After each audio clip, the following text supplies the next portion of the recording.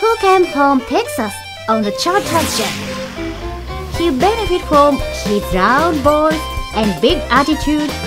Honestly, he has no ear at all for environmental issues. He's like a paragon of mass consumption and threw away it, with everyone accusing him so loudly. But you can help admiring his attitude of defense.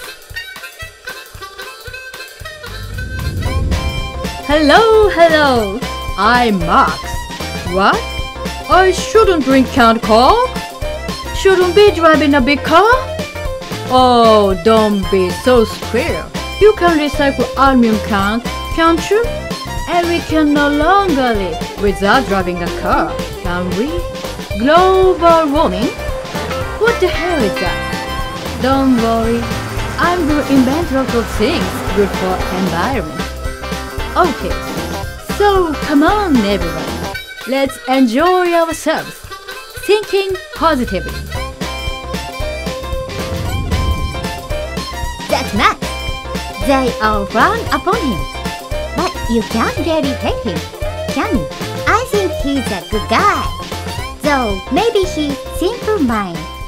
Yeah, I do like Max.